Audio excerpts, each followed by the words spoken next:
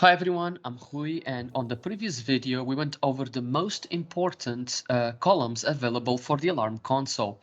But alarm columns offer a lot of flexibility for you to customize and manage them however you want.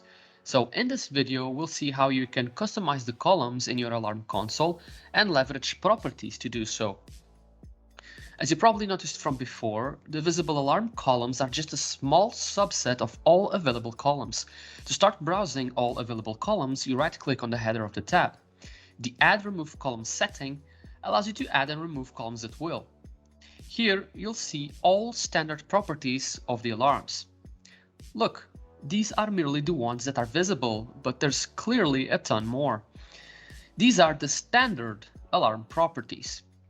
You'll also be able to include user-defined properties that you can attach to elements, services, and views, as long as those properties have the Make this property available for alarm filtering setting enabled. Here on Zine, we have infrastructure provisioned in facilities across multiple locations. So a lot of views are going to have location information added as custom properties. And in here, we can display those as alarm columns. Let's add more. This is an OB truck containing a rack with a few switches. Those switches tend to have energy consumption information attached to them as custom properties as well. We can visualize these values too in case an alarm is raised on those products. This allows you to immediately enrich the alarm console with additional custom information about those alarms. And of course, user-defined alarm properties can also be displayed, as we're going to see later on.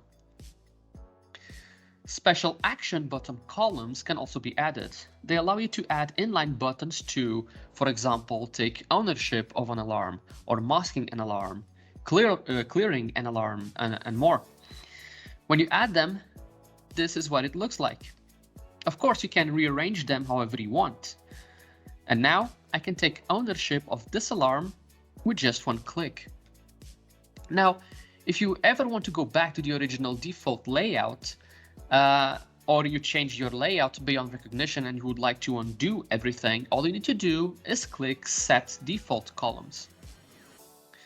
Besides adding and removing columns from the right-click menu, you can also do other things like changing the alignment of the text on each column. You can set it left, right, or center. Furthermore, you can also change the column name to give it a more recognizable name.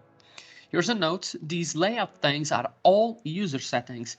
They're applied by user bases. However, it's also possible to enforce layouts at the group level.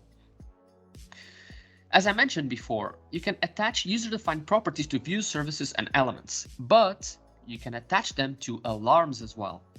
And again, these properties can be displayed as extra columns in your alarm console.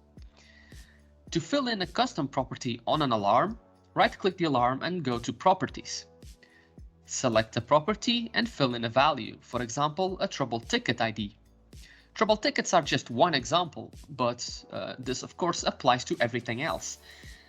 In the system, we can find alarms making use of custom properties to add component information and also SLA fields to tell you if you're breaching.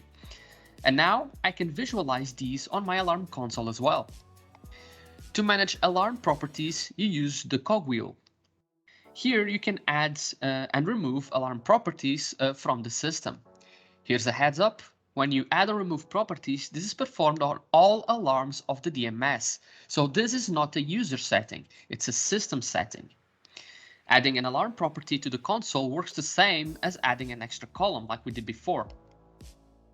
Generally, properties are a topic worth its own video, so I'll save more of it for another time. Okay, now you know how to customize your alarm columns even further and how to leverage user-defined properties to enrich the data present in your alarm console. But there's a ton more information about this on our Open Dojo community, so go check it out and don't forget to register. I hope you enjoyed this demo and I will see you on the next one.